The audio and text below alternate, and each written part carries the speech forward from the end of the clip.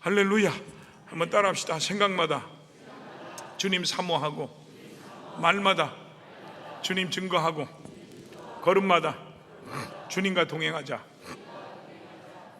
자, 인생에 먼저 할 일, 마지막이 사랑으로 귀결되는 겁니다. 계속해서 고린도전서 12장 13장을 지난주에 이어서 강해를 하려고 합니다. 사도 바울은 오늘 본문 고린도전서 12장 31절에서 너희는 더욱 큰 은사를 사모하라, 내가 또한 가장 좋은 길을 너희에게 보이리라 그랬습니다. 여기 가장 좋은 길이라는 이 말은 헬라어 원어에 보면 카트 페로볼렌 호든이라는 말로 그냥 들어요. 나도 말하기 발음이 헷갈리니까. 비교할 수 없을 만큼 뛰어난 길, 차원이 다른 길이라는 뜻입니다. 사도 바울은 여러 가지 은사들을 쭉 늘어놓고 그 중에 이것이 제일 낫다고 말한 게 아닙니다. 은사의 목록 바깥에 있는 아예 급이 다른 길 하나를 손가락으로 가리킨 겁니다. 그 길이 바로 사랑입니다. 교회의 제일 첫 번째 사명은 하나님께 예배 드리는 겁니다.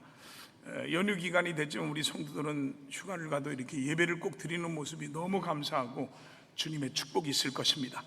그러므로 성도들은 예배당을 중심으로 하나님께 믿음과 정성을 다해 드리는 예배가 계속돼야 됩니다. 그리고 같이 예배 드리는 우리를 이름 붙여 말할 때 성도라고 합니다. 그런데 중요한 것은 예배를 위해서 모이는 삶은 사랑이 생활의 중심이 돼야 합니다. 예배와 사랑은 두 개의 다른 일이 아닙니다. 하나님을 향해서 수직으로 드리는 것이 예배라면 형제를 향하여 수평으로 흐르는 것이 사랑입니다.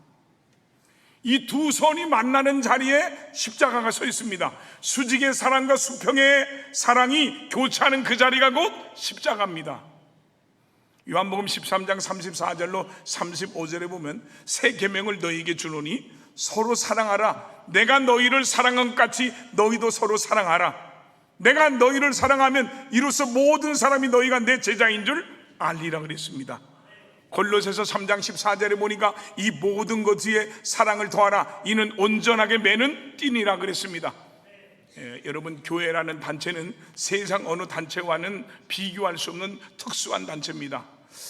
동창회는 같은 학교, 같은 연령, 같은 학과를 전공한 사람끼리 모이는 단체입니다.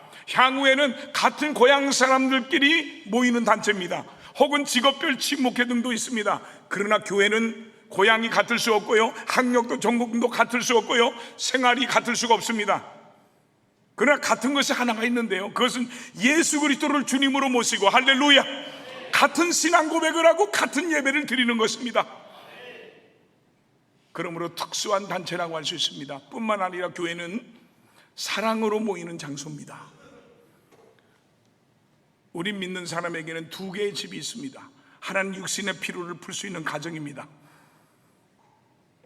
그 가정에는 내 아내가 있고 내 남편이 있고 아들, 딸들이 있고 내 부모 형제가 있는 집입니다. 서로 사랑하고 위해주며 희생 있는 장소입니다. 상처받고 죄악에 찌들리고 고통받는 심령이 쉴 수 있는 장소입니다. 부지불식간에 잘못에 빠져 들어갔다 할지라도 이 집에 돌아와서 회개하고 참여하면 속함을 받는 장소입니다. 하나님께 예배를 드리고 하나님을 만나는 장소입니다. 하나님께 기도를 드리는 장소입니다. 그래서 시편 기자는 기도하지 않고는 이 집을 떠나지 말라고 했고, 하박국 선지자는 하박국 2장 20절에서 오직 여호와는 성전에 계시니 온 땅은 그 앞에서 잠잠할지니라 라고 말한 장소, 그 집은 바로 예배당입니다. 그러므로 이 두 집의 특징은 같습니다. 한마디로 사랑의 집이라는 점입니다. 가정이 사랑의 집이 안 될 때를 상상해 보십시오. 거기에 축복이 주어질 수 있겠으며 부부와 자녀들이 어떤 마음을 가지고 세상을 살아갈 수 있겠는가 말입니다. 교회가 사랑의 집이 안 될 때를 생각해 보십시오. 거기에 어떤 축복이 있겠으며 가룟 유다 같은, 아나니아와 삽비라 같은 엄청난 비극만 일어날 수밖에 없을 겁니다. 그러므로 하나님의 집이 사랑이 넘치는 집이 돼야 됩니다. 그러기 위해서는 우리 마음의 영적인 성전이 먼저 이루어져야 됩니다. 그래서 오늘 본문의 사도 바울이 성령의 감동 가운데 기록한 것이 바로 고린도전서 13장인 사랑장입니다. 탁월한 설교가였던 헨리 드레몬드는 무엇이 인간의 최고의 선인가? 그것은 곧 사랑이다 라고 했습니다. 유명한 신학자 하르락은 고린도전서 13장을 가리켜서 바울의 모든 메시지 가운데 가장 위대하며 가장 강력하며 가장 심오한 것이다 라고 말했습니다. 실제로 이 고린도전서 13장은 신약 성경 전체에서, 구약 성경 전체에서 신약 성경 전체에서 가장 많이 읽히는 본문 가운데 하나입니다. 결혼식장에서도 읽히고요, 장례식장에서 읽힙니다. 그런데 우리가 반드시 기억할 것이 있습니다. 이 아름다운 사랑장은 결혼식 축사로도 쓰이도록 주신 씨가 결코 아니라는 겁니다. 이 글은 분쟁하고 파당을 이루고 서로 송사하고 서로 시기 질투하고 은사를 가지고 서로 잘났다고 다투던 고린도 교회를 향하여 던진 책망의 편지입니다. 사랑장은 꽃밭에서 쓴 시가 아니라 영적인 싸움터 한복판에서 쓴 처방전입니다. 우리말에 사랑이라고 하는 이 말과 사람이라고 하는 이 단어는 본래 같은 어원에서 나왔다고 합니다. 똑같이 산다, 삶이라는 단어에서 나왔다고 합니다. 이것은 우리에게 무엇을 일깨워 줍니까? 삶의 본질이 한마디로 사랑이라는 것입니다. 사람다운 삶을 살기 위해서는 반드시 사랑하며 살아야 됩니다. 쉽진 않지만 우리는 다른 사람이 잘 되는 것을 기뻐해 줄 수 있는 그런 사람이 돼야 됩니다. 우리의 삶 속에서 사랑을 빼버린다면 과연 우리에게 남는 것이 무엇이 있겠습니까? 아무것도 남는 것이 없습니다. 그러므로 사랑이 없으면 나는 아무것도 아닙니다. 사도 바울은 오늘 본문에서 고린도전서 13장 1절로 3절에서 이렇게 말합니다. 다 같이 한번 읽어볼까요? 내가 사망의 방언과 천사의 말을 할지라도 사랑이 없으면 소리나는 구리와 울리는 꽹과리가 되고, 내가 예언하는 능력이 있어 모든 비밀과 모든 지식을 알고 또 산을 옮길 만한 모든 믿음이 있을지라도 사랑이 없으면 내가 아무것도 아니요, 내가 내게 있는 모든 것으로 부지하고 또 내 몸을 불사르게 될지라도 사랑이 없으면 내게 아무 유익이 없느니라. 자, 여기 소리나는 구리와 울리는 이 꽹과리란 것은 헬라어로 칼코스 에콘이란 말로 울려대는 노새 덩어리란 뜻입니다.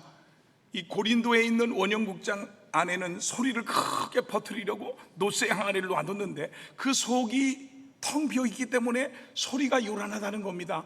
알맹이가 없는데 울림만 큰 신앙, 소리만 큰 신앙, 소리만 큰 직분자, 그것이 사랑 없는 은사입니다. 여기서 사도 바울이 우리들에게 말하고자 하는 것은 우리 눈에 아무리 좋게 보이고 커 보이는 은사를 할지라도 사랑이 없으면 아무 소용이 없다는 겁니다. 아무 유익이 없다는 겁니다. 오늘 본문 1절 말씀을 다시 한번 봅시다. 내가 사람의 방언과 천사의 말을 할지라도 사랑이 없으면 소리나는 구리와 울리는 꽹과리가 되고 라고 했어요. 이 말씀은 제가 오늘 하나님 말씀을 전하는데 아무리 청산유수같이 말을 잘하고 미사여구를 잘 써서 듣기 좋은 설교를 한다 할지라도 제 마음속에 진정으로 하나님을 사랑하는 마음이 없고 성도들을 사랑하는 마음이 없다면 무슨 소용이 있겠습니까? 그 설교를 하나님이 기뻐하시겠습니까? 하나님 보시기에 소리나는 구리와 울리는 꽹과리에 듣기 싫은 잡음에 지나지 않을 겁니다. 결국 교회의 문제는 재능이나 은사나 프로그램의 결핍보다는 궁극적으로 사랑의 부족 때문입니다. 어느 목사님이 온심을 다해서 설교를 마치고 문 앞에 서서 성도들과 인사를 나누고 있었어요. 한 성도가 목사님의 손을 꼭 잡으면서 말했어요. 목사님, 오늘 설교는 꼭 물 같았습니다. 그 목사님이 흠어태서 되물어봤어요. 생수 같다는 말씀이시지요? 그러더니 성도가 대답합니다. 아니요, 다 흘러가 버려서 남는 게 하나도 없더라는 뜻입니다. 그래서 저는요, 입구에 안 나갑니다. 웃고 넘길 이야기가 아닙니다. 여러분, 우리가 쓰는 이 말은 흘러가도 사랑은 고입니다. 설교든 신방이든 봉사든 사랑이 당기지 않으면 아무리 잘해도 사람의 가슴에 고이지 않고 흘러가 버립니다. 또 오늘 본문 2절에 내가 예언하는 능력이 있어 모든 비밀과 모든 지식을 알고 또 산을 옮길 만한 모든 믿음이 있을지라도 사랑이 없으면 내가 아무것도 아니오 라고 했어요. 나눔방을 인도하는 순장님이나 주일학교에서 아이들을 가르치는 교사도 마찬가지입니다. 다른 것보다도 더 중요한 것은 하나님께서 내게 맡겨주신 이 약물이의 영혼을 사랑하는 마음이 있어야 됩니다. 그렇지 못하면 무슨 소용이 있겠습니까? 그들이 기뻐할 때 함께 기뻐하고 그들이 슬퍼할 때 함께 울어줄 수 있는 사랑의 마음이 있어야 됩니다. 그렇지 못하면 지식을 전해주는 선생은 될 수 있을지 몰라도 한 사람의 삶을 변화시킬 수 있는 스승은 될 수 없습니다. 1995년 미국 매사추세츠 우스터의 한 병원에서 이 브리엘과 카일리라는 쌍둥이 자매가 12주나 이르게 태어났어요. 아기들은 각각 다른 인큐베이터에 넣어줬어요. 병원의 규정이 그랬어요. 언니 카일리는 차차 안정을 찾았지만 동생 이 브리엘은 좀처럼 나아지질 않았어요. 호흡이 가빠지고 심장박동이 요동치고 체온이 막 떨어졌습니다. 최신 의료장비를 총동원했지만 아기는 점점 위독해졌어요. 그때 담당 간호사님이 규정을 어기고 한 가지 일을 했습니다. 두 아기를 한 인큐베이터에 함께 저렇게 눕힌 겁니다. 그러자 언니가 자기도 모르게 팔을 뻗어서 동생의 어깨를 감싸 안았어요.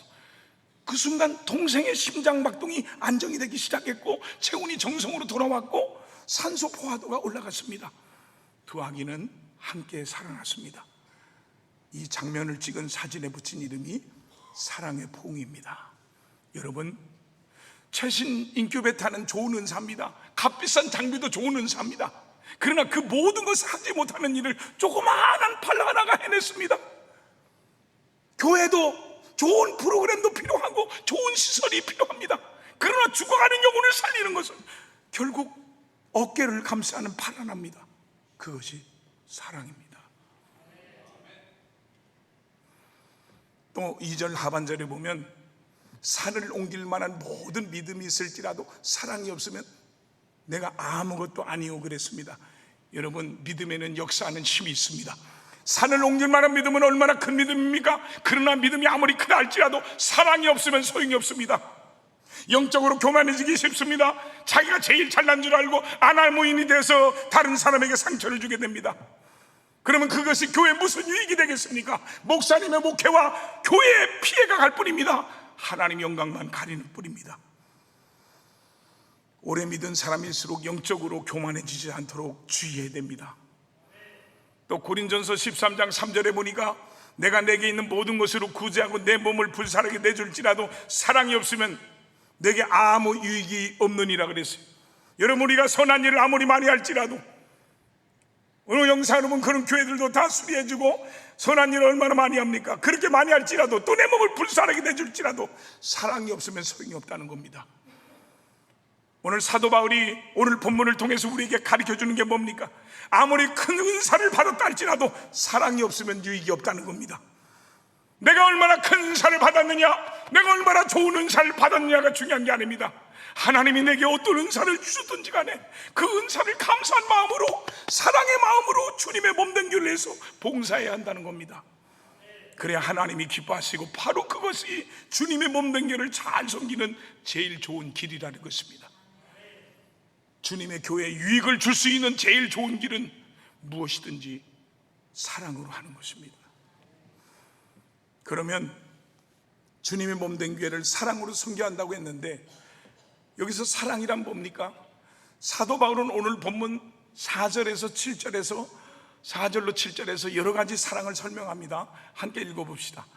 사랑은 오래 참고, 사랑은 온유하며, 시기하지 아니하며, 사랑은 자랑하지 아니하며, 교만하지 아니하며, 무례히 행치 아니하며, 자기의 유익을 구하지 아니하며, 성내지 아니하며, 악한 것을 생각하지 아니하며, 불의를 기뻐하지 아니하며, 진리와 함께 기뻐하고, 모든 것을 참으며, 모든 것을 믿으며, 모든 것을 바라며 모든 것을 견디느니라. 자, 사도 바울은 오늘 본문에서 사랑을 15가지로 설명합니다. 첫째가 사랑은 오래 참습니다. 오늘 본문 4절에 사랑은 오래 참고라고 했어요. 먼저 진정한 사랑이 우리 속에 있으면 오래 참습니다. 오래 참는다는 것은 타인으로부터 부당한 대우를 받았을 때 보복할 수 있는 능력이 있음에도 불구하고 참는 것을 말합니다. 진정한 사랑을 소유한 사람은 성급하게 행동하지 않고 노하기를 더디할 수 있습니다. 그래서 골로새서 3장 12절에 보면 너희는 하나님이 택하사 거룩하고 사랑받는 자처럼 오래 참음을 옷 입고라고 충고합니다. 여기 옷 입으라는 말이 참 정확합니다. 이 옷은요 살가죽이 아닙니다. 이 옷은요 태어날 때부터 붙어 있는 게 아니라 아침마다 갈아입어야 하는 겁니다. 오래 참음도 그렇습니다. 한번 참았다고 몸에 붙는 것이 아니라 날마다 다시 걸쳐 입어야 하는 옷입니다. 어제 참았다고 오늘 저절로 참아지지 않습니다. 옳습니다. 사도 베드로후서 3장 9절에서 하나님은 우리에 대하여 오래 참으사 아무도 멸망하지 아니하고 다 회개하게 이르기를 원하시는 분이라고 말씀하셨습니다. 여러분, 주께서는 오래 참고 기다리십니다. 그리고 그를 믿는 자기 백성들이 또한 이 오래 참음의 옷을 입게 되기를 기대하십니다. 그럼에도 불구하고 이 고린도 교회 성도들은 아름다운 인격의 옷을 입는 대신 서로 형제끼리 분노하고 다투며 재판하고 송사하는 부덕을 빚어서 그리스도의 영광을 더럽히고 있었던 것입니다. 여러분, 인생을 살다 보면 나의 실수나 잘못과 상관없이 오해받고 수모를 겪는 일은 얼마든지 있을 수 있습니다. 그때마다 사람을 보지 말고 주님을 바라보십시오. 어떤 분이 언제까지 참아야 합니까? 라고 물으실지 모르겠습니다. 재밌는 것은 사랑은 영원까지 참고라고 말하지 않는다는 점입니다. 사랑은 오래 참고입니다. 언젠가는 오래 참으면 마지막 순간이 옵니다. 고통을 위해 참는 게 아닙니다. 희망을 위해 참는 것입니다. 그러므로 오늘 본문은 우리가 참된 사랑으로 참을 때 언젠가 우리의 고통스러움은 반드시 종식된다는 희망을 약속했습니다. 오래 참는다는 것은 조급한 마음을 가지지 말라는 것입니다. 성급한 생각을 버리라는 것입니다. 한국 사람이 미국에 여행 가서 미국 뉴욕에 있는 한 중국 음식점에 들려서 주문을 했어요. 그리고 바빠서 빨리 좀 갖다 달라고 재촉을 했어요. 그랬더니 주인이 화가 나서 나와서 이런 말을 하더래요. 우리 사람 빨리 듣기 싫어해서 인천 떠나서 이곳으로 이사 왔다 해. 그런데 왜 여기까지 따라와서 빨리 소리해? 그 소리 듣기 싫다 해. 나가! 그러더랍니다. 어느 성도가 새벽마다 이렇게 기도했어요. 주여, 내게 인내를 주시옵소서. 그런데 주여, 지금 당장 주시옵소서. 우리 기도가 대개 이렇습니다. 인내를 달라고 하면서 인내할 시간은 못 견딘다는 겁니다. 또 이런 얘기가 있어요. 어떤 분이 3분 라면을 끓이는데 2분 40초에 뚜껑을 열고 2분 50초에 또 뚜껑을 열고 결국 3분이 다 되기 전에 다 건져 먹고는 요즘 라면은 왜 이렇게 설익었나 하더래요. 우리는 하나님께도 그렇게 합니다. 아직 익지 않은 응답의 뚜껑을 자꾸 열어보고는 하나님이 응답을 안 하신다고 투덜거립니다. 뚜껑을 덮고 기다리는 것, 그것이 사랑이고 그것이 믿음입니다. 농부는 봄에 씨를 뿌리고 나서 오랫동안 참고 기다릴 줄 압니다. 그럼 가을의 때가 돼서 풍성한 결실을 얻게 됩니다. 과정을 무시해버리고 참지 못하고 조급해하면 기대했던 것은 아무것도 얻을 수 없습니다. 여러분, 그래서 사랑은 오래 참는 것입니다. 우리가 주님의 몸된 교회를 섬기고 헌신한 일은 하루 이틀로 끝날 일이 아닙니다. 죽도록 충성하라고 말씀하셨습니다. 죽기까지, 하나님이 부르시는 그날까지 사랑으로 헌신하고 봉사해야 됩니다. 따라서 사랑은 오래 참는 것으로 시작할 수밖에 없습니다. 우리 믿는 사람들은 사랑이 풍성해서 오래 참을 줄 아는 사람이 돼야 됩니다. 둘째로, 사랑은 온유합니다. 사랑은 온유하며 라고 했어요. 영어로 이 온유란 말은 친절이란 말로 번역이 되어 있습니다. 그러나 원어에는 크레스투 에타이 혹은 크레스투 오마이로 본래의 뜻은 남에게 도움이 되도록 선을 행함이란 뜻입니다. 또한 온유하다는 것은 따뜻하고 부드러운 성품을 말합니다. 오래 참은 누군가가 내게 준 상처를 잘 견디는 것이었다면 이 온유함이라는 것은 한 걸음 더 나가서 내게 상처를 준 그 사람을 오히려 선대하는 것을 뜻합니다. 오래 참음이 방패라면 온유함은 내미는 손입니다. 그래서 온유가 오래 참음보다 한 걸음 더 어렵고요, 한 걸음 더 하나님을 닮았습니다. 우리 예수님께서는 속옷을 달라고 하는 자에게 겉옷까지 주라고 하셨습니다. 억지로 오리를 가져가는 자에게 심리까지도 자발적으로 가주라고 말씀하셨습니다. 이것이 바로 온유한 자가 가지는 성품입니다. 서양 속담에 향나무는 자기를 찍는 도끼에도 향기를 뿌린다라고 했습니다. 이것이 바로 온유한 자가 보여줘야 될 성품입니다. 18세기 영국의 대풍을 이끈 거장 두 사람 존 웨슬레와 조지 휘필드는 절친한 동역자였습니다.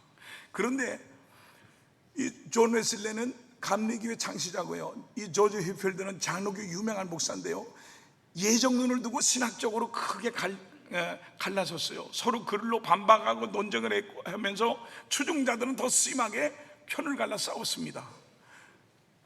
한 번은 어떤 사람이 웨슬레 목사님에게 짓궂게 물어봤어요.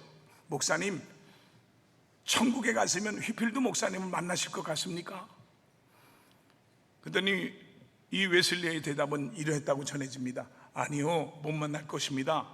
그는 보좌 가까이 섰을 터인데 나 같은 사람은 너무 멀리 있어서 그를 볼 수조차 없을 테니까요 라고 했어요.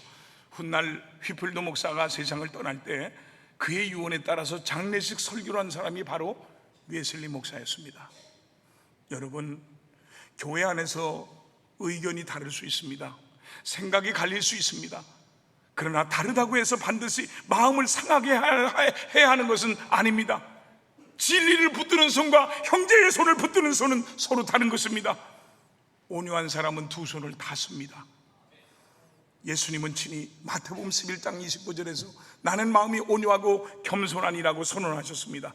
예수님은 욕을 당하시되 맞대어 욕하지 아니하시고 고난을 당하시되 위협하지 아니하시고 오직 공의로 심판하신 이에게 부탁하시며 친히 나무에 달려 그 몸으로 우리의 죄를 담당하셨으니 이는 우리로 죄에 대하여 죽고 의에 대하여 살게 하려 하심이라고 했습니다. 이게 얼마나 기가 막힌 온유이고 친절입니까? 여기 부탁하시며라는 말이 온유의 비결을 알려줍니다. 헬라어 파라디도는 넘겨드리다, 맡겨드리다 라는 뜻입니다. 예수님은 참으신 게 아니라 맡기신 겁니다. 내가 갚으려고 하니까 못 참는 것이고 갚으실 분께 넘겨드리면 참을 수 있습니다. 온유는 억지로 참는 사람의 얼굴이 아니라 하나님께 맡긴 사람의 얼굴입니다. 우리가 진정 사랑함으로 온유를 베풀 때 우리는 주님의 인격의 옷을 입게 됩니다. 부모들이여, 자녀들에게 온유로 대하십시오. 자녀들이여, 부모님을 친절하게 선대하십시오. 남편들이여, 아내에게 사랑의 말로 대하십시오. 아내들이여, 남편에게 존경의 말로 대하십시오. 사랑하는 성도 여러분들이여, 성도들에게 믿음의 말로 대하십시오. 오늘날 온유의 부재로 우리의 가정과 직장과 교회와 우리 공동체를 싸늘한 감옥으로 만들고 있습니다. 친절하기로 유명한 윌리엄 펜에게 누군가가 그 비결을 물었습니다. 그는 대답하길, 나는 지금이 내 인생에서 친절을 베풀 수 있는 마지막 기회라고 생각합니다. 내일 일을 아무도 알 수 없으니까요 라고 말했습니다. 사랑은 온유합니다. 사랑은 친절합니다. 거칠거나 사납지 않고 부드럽고 친절한 사람이 됩니다. 옛날에는 말도 행동도 거칠었으나 진정한 사랑을 소유하면 부드럽고 친절한 사람으로 변화됩니다. 부드럽고 따뜻한 사람으로 변화됩니다. 인자하고 친절한 사람으로 변화됩니다. 같은 눈으로 보아도 보는 시각에 따라서 다릅니다. 차가운 눈도 매서운 눈도 따뜻한 눈도 있다는 이야기입니다. 온유라는 말은 사납다와는 반대입니다. 사나운 짐승은 언제나 저 심산유국에 삽니다. 다시 말하면 고통스러운 환경에 살며 낮보다 밤에 잘 다니는 것입니다. 그러나 온유한 짐승은 소나 양이나 가축들은요, 사람들의 기움을 받으며 편안하게 살아갈 수가 있는 것입니다. 나는 온유한가? 나 자신을 살펴보시기 바랍니다. 온유한 자는 자기를 길들인 사람입니다. 말하는 데 있어서도 같은 말도 아다르고 어다르다는 말이 있습니다. 온유한 말은 다른 사람을 감화시키고 감동시키는 은혜를 베풀 수 있는 것입니다. 그래서 잠언서 15장 1절에 보니까 유순한 대답은 분노를 쉬게 한다고 했습니다. 사랑이 담긴 음성은 언제나 부드럽고 친절합니다. 온유는 결코 악한 것을 의미하지 않습니다. 그래서 마태복음 5장 5절에 보니까 온유한 자는 복이 있나니 그들이 땅을 기업으로 받을 것이요 라고 하셨습니다. 온유한 자는 복을 많이 받습니다. 온유한 자는 사랑하는 사람입니다. 이것은 사랑 안에서 맺힌 열매입니다. 여러분은 사랑으로 오래 참을 수 있기를 바랍니다. 여기 보세요. 우리는 혼자서 신앙생활하는 게 아닙니다. 교회는 여러 성도들이 있습니다. 따뜻한 마음을 가지고 서로 협력해서 친절하게 도와가면서 신앙생활하는 온유한 성도들이 다 되시기를 주님의 이름으로 축원드립니다. 세 번째는 사랑은 시기하지 않습니다. 오늘 본문 4절에 시기하지 아니하며 라고 했습니다. 여기 시기란 부패한 인간성의 본능에 뿌리를 받고 있는 아주 치사한 질병입니다. 오늘 고린전서 1장, 2장, 3장을 보면 시기 질투는 이 고린도 교회의 심각한 문제였습니다. 본래 원어에 보면 시기라는 첼로우라는 이 말은 남이 잘되고 성공하고 부유하고 행복하면 마음이 상해서 분노가 그 속에서 끓어오는 것을 의미합니다. 그러니까 시기라는 것은 남이 잘되는 것을 보고 속이 부글부글 끓어오른다는 것입니다. 우리나라 속담에 사촌이 땅을 사면 배가 아프다는 말은 시기하는 마음입니다. 저는 정말 하나님 은혜요, 시기해 본 적이 없어요. 과거에 여의도 스무원교회 조인기 목사님이 큰 목회를 이룰 때 목사님들이 두 종류였어요. 하나는 교회만큼은 다냐, 그래서 손가락질하고, 나는 그걸 보고 하나님 나도 조인기 목사님 좀 되게 하시고 저 여의도 스무원교회처럼 크게 목회하게 해주세요. 아멘을 한 사람밖에 안 했어요. 남이 잘되고 성공하는 걸 보면 부러워하는 사람이 있습니다. 어떤 사람이 여기에서 한 걸음 더 나가서 시기 질투해서 성공한 사람은 헐뜯고 중상모략까지 합니다. 그러나 그 속에 진정한 사랑이 있으면 다른 사람이 잘되고 성공해도 시기하지 않습니다. 2주 전에 제 절친한 친구 목사님들이 청라 쪽에 와서 주차장에 올라가서 보여줬어요. 기도해달라 했더니 두 분이 기둥을 붙들고 울면서, 두 분 다 울면서 축복 기도해 줬어요. 내 마음이 얼마나 감사하고 행복한지. 근데 여기 5,020평일 땅을 샀을 때 가장 친한 친구 목사 부부를 불러서 축복받기를 원했어요. 함께 땅을 받고 도는데 얼굴이 3일 굶겨놓은 시어머니처럼 너무 기분이 나빴어요. 그 좋은 날 집에 와서 우리 집사람 물어보니까 우리 집사람도 똑같이 느꼈더라고요. 잠언 기자는 잠언서 14장 3절에 시기는 뼈를 썩게 하느니라 그랬습니다. 시기가 썩게 하는 곳이 어디입니까? 살이 아니라 뼈입니다. 살이 상하면 겉으로 다 보입니다. 그러나 이 뼈가 상하면 겉으로는 멀쩡합니다. 보이지 않습니다. 그래서 시기가 무서운 겁니다. 얼굴은 웃으면서 속으로는 배 아파하고 정작 본인도 자기 뼈가 썩고 있는 줄 모르는 겁니다. 그리고 뼈가 썩은, 이 뼈가 상한 사람은 결국은 무너집니다. 여러분, 가인이 자기 동생을 돌로 쳐 죽인 것도 시기해서 그랬습니다. 하나님께 자기의 믿음의 정성이 부족해서 자기가 드린 제사를 받지 않으신다는 것을 모르고 정성껏 믿음으로 드려 하나님을 기쁘게 한 자기 동생을 시기해서 돌로 때려 죽였습니다. 여러분, 성경에 기록된 첫 번째 살인이 어디서 일어났습니까? 시장에서 일어나지 않았습니다. 전쟁터에서 일어나지 않았습니다. 제단 앞에서 일어났습니다. 예배 드려온 두 형제 사이에서 일어났습니다.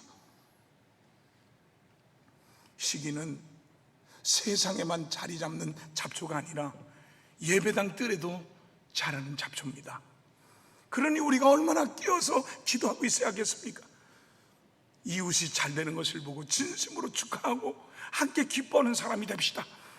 그럴 때 내 생각이 긍정적으로 변화되어져서 언제나 생명과 축복과 영광이 있다는 걸 믿으시길 바랍니다.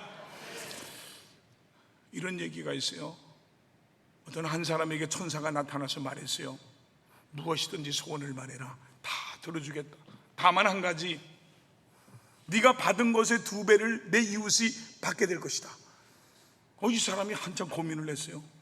소 1마리를 달라고 하면 이웃은 2마리 받습니다. 밭 10마지기를 달라면 이웃은 20마지기를 받습니다. 도무지 억울해서 아무 소원도 말할 수가 없었어요. 오랜 동안 궁리하던 그가 마침내 무릎을 치면서 말했어요. 제 한쪽 눈을 멀게 해주십시오. 웃다가 등이 서늘해지는 얘기입니다. 시기는 이웃의 2 눈을 멀게 하려고 자기 한쪽 눈을 기꺼이 내놓습니다. 시기하는 사람은 이기는 법이 없습니다. 잘해야 같이 망할 뿐입니다. 그래서 야고보서 3장 14절로 15절에 너희 마음속에 독한 시기와 다툼이 있으면 자랑하지 말라. 진리를 거슬려 거짓말하지 말라. 이러한 지혜는 위로부터 내려온 것이 아니요 땅 위의 것이요 정욕의 것이요 귀신의 것이라고 했습니다. 이런 시기 질투는 마귀로부터 오는 것입니다. 또한 시기와 질투가 있는 곳에는 요란함과 모든 악한 일이 일어난다고 했습니다. 우리 마음속에 시기가 일어날 때 그것은 마귀가 우리를 시험하는 것임을 알아야 됩니다. 예수 믿는 사람은 절대로 시기의 시험에 넘어가서는 안 됩니다. 어떤 사람이 이런 말을 했어요. 시기라고 하는 것은 최후까지 성도의 발꿈치를 따라다니는 시험이다. 모든 시험을 다 이긴다 할지라도 시기라는 것이 끝까지 따라다니면서 괴롭힌다는 겁니다. 어떻게 하면 우리 마음속에 일어난 이 시기심을 물리칠 수가 있겠습니까? 방법은 오직 한 가지밖에 없습니다. 사울왕에게, 여러분이 잘 아는 사울왕에게 요나단이라는 아들이 있었어요. 가만히 있으면 얼마 안 돼서 아버지의 뒤를 이어서 이스라엘의 왕이 될 수가 있었어요. 그런데 그의 친구 다윗은 보잘것없는 서민 출신이었지만 온 국민으로부터 폭발적인 인기를 얻기 시작했습니다. 자기의 경쟁자로 등장했습니다. 그러나 성경 어디를 읽어봐도 요나단이 다윗을 시기했다는 기록을 찾아볼 수가 없습니다. 어떻게 이런 일이 가능할 수 있을까요? 그 대답은 사무엘상 20장 17절에 나옵니다. 요나단이 자기 생명을 사랑함과 같이 그를 사랑함이었더라. 요나단이 다윗을 진심으로 사랑했을 때 요나단은 마음에 일어나는 시기심을 이길 수 있었습니다. 진정한 사랑은 시기하지 않습니다. 참된 사랑은 시기하지 않습니다. 여러분도 여러분 마음속에 진정한 사랑을 복돋으시기 바랍니다. 그리할 때 마음속에 일어나는 모든 시기심의 시험을 물리칠 수 있습니다. 진정으로 다른 사람이 잘 될 때 기뻐해 줄 수가 있습니다. 여러분, 하나님께서 이미 우리들 각자에게 나름대로 귀중한 은사를 주셨습니다. 다른 사람의 은사가 아무리 커 보여도 부러워할 필요가 없습니다. 시기할 필요가 없습니다. 그 사람에게 없는 은사가 내게는 있기 때문입니다. 하나님이 내게 주신 은사는 다른 사람에게 주신 은사 못지않게 소중하다는 것을 믿으시기를 주님의 이름으로 축원드립니다. 네 번째로, 사랑은 자랑하지 않습니다. 4절 하반절에 사랑은 자랑하지 아니하며 라고 했습니다. 진정한 사랑을 이 가슴에 가진 사람은 큰 일을 성취해도 항상 겸손히 자신의 부족을 느끼기 때문에 결코 다른 사람에게 자랑하지 않습니다. 자신을 드러내지 않습니다. 시기의 초점이 상대방에 있다면 자랑의 초점은 자신에게 있습니다. 시기는 다른 사람의 업적을 아무것도 아닌 것으로 돌리고, 자랑은 자기 업적을 극대화시키는 것입니다. 누가 이런 짓을 잘합니까? 정치하는 사람들입니다. 자기가 시장이나 대통령이 되면 그 전에 시장이나 대통령이 이뤄놓은 치적들을 다 지워버리려고 합니다. 그리고 자기 업적을 자랑합니다. 여기 시기라는 낱말은 바람주머니처럼 자기의 헛된 영광을 드러내는 것을 의미합니다. 모페 박사는 자기 퍼레이드, 전시를 뜻한다고 정의했습니다. 그러나 참된 사랑은 자기를 전시하지 않습니다. 자기를 자랑하지 않습니다.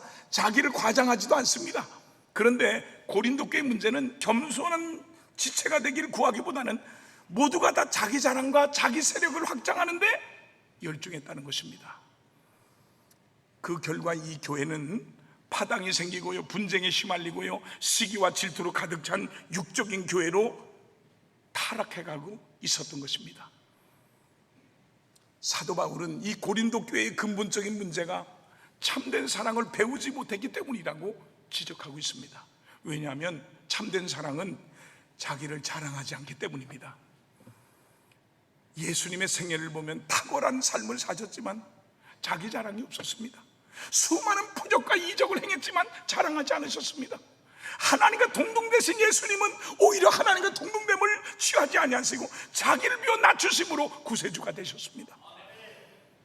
참된 사랑은 언제나 자기의 가치보다는 자기의 부족을 강하게 느끼는 것입니다.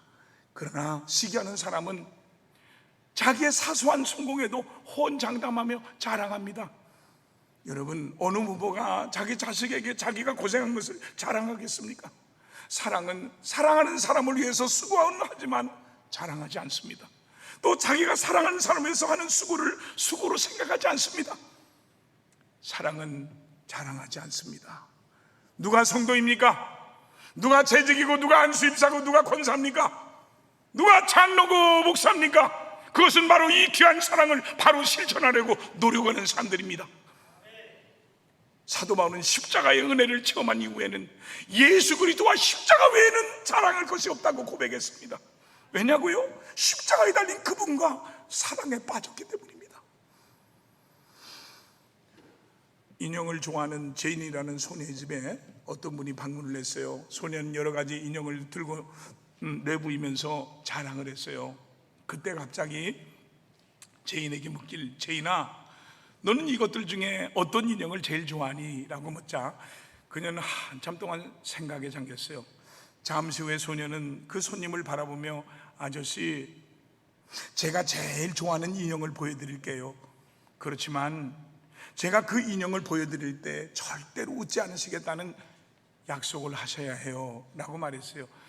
의아하게 생각하며 약속하자 소녀는 방에 들어가더니 코는 주저앉고 팔다리는 다 떨어져 나가고 옷은 다 헤어진 낡은 인형 하나를 들고 나왔어요.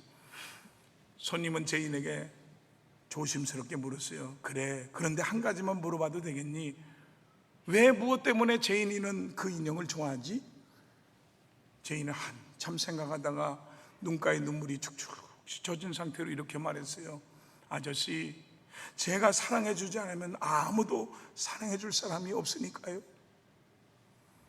여러분, 나의 사랑을 목마르게 사모하는 교회 안의 성도들, 사랑받을 자격조차 없는 여리고길에 쓰러진 이웃들, 그들이 바로 우리가 사랑해야 될 사람들입니다.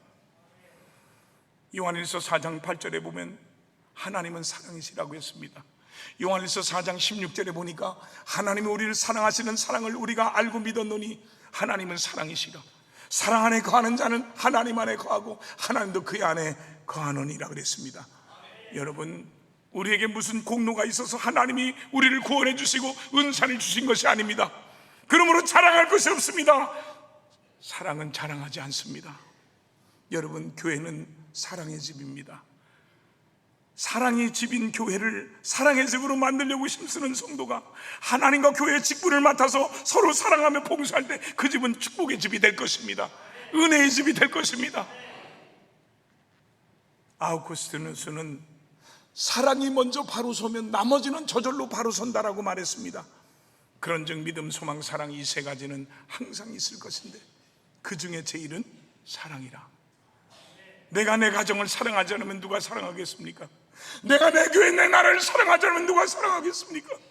내가 내 남편, 내 아내, 내 자녀들을 사랑하지 않으면 누가 사랑하겠습니까? 내가 내 목자를, 내 교회와 믿음의 친구들을 사랑하지 않으면 누가 사랑하겠습니까? 그렇게 노력하는 성도에게 하나님의 한없는 은혜와 영적인 축복과 육적인 축복이 주어진다는 것을 믿으시고 하나님의 사랑의 은혜가 여러분에게 넘치기를 주님의 이름으로 축원합니다. 내가 가장 좋은 길을 너희에게 가르치리라.